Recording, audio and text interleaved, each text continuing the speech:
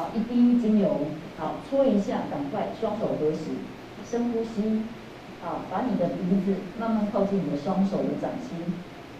深呼吸，然后把你的植物的精油的气味吸到头顶，好，你会经过大脑，好，从这个鼻腔的神经进去到大脑的这个视丘、下视丘到你的边缘系统，就是管你情绪跟行为模式的地方，然后再吐气，好，嘴巴的气再把它吐出来，做1分钟，好，休息。这是最简单的，透过植物的精油，科学的方式，让各位大哥大姐的情绪马上有变化。那为什么精油的这个气味呢？它能够影响我们人的情绪跟行为模式，甚至你长久用下来会影响到你的个性。一个人的个性会改变，这个在国外已经有被科学给做一些验证。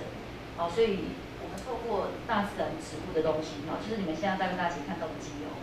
这些都是从植物来的。我们的大自然，好，栽种出来的植物，好，所以其实它是留给我们人类最好的一个礼物。好，我们透过这一次的这个精油芳疗的自我保健的课程呢，希望可以带给这个照顾者，好，还有就是家人们，好，在平常日常中的这个生活的精油芳疗的应用，可以让他们在这个保健上面的这个痛点，好，可以得到很好的处理，让他们透过简单加一，好，学会加一的方式，可以把植物的好处应用在这个家人身上，然后也可以减轻照顾者的负担，因为平常他们也是承受了很多的压力。好，还有就是很多的这个酸痛的问题，好，希望可以帮他们带来最大的缓解，这样子。我们是福智基金会哦，那这一次借着这样的一个活动哦，那把我们的这个补理素哦送给大家，希望说能够让大家都能够得到一个好的一个这个植物人哈，能够一个营养的一个补充。哦，那其实我们跟创世基金会一样，我们也是个公益团体，哦，那我们也很希望说能够做公益。那创世基金会是我们非常的一个敬佩的一个单位了哈，他们服务的对象是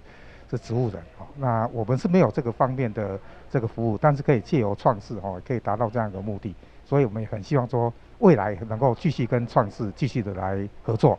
今天能来参加创世基金会举办的那个与你相遇精油芳疗的课程，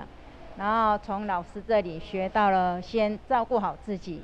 然后进而去照顾到需要被照顾的人，所以非常谢谢创世举办这样的课程，让我们可以有更另外一层的成长。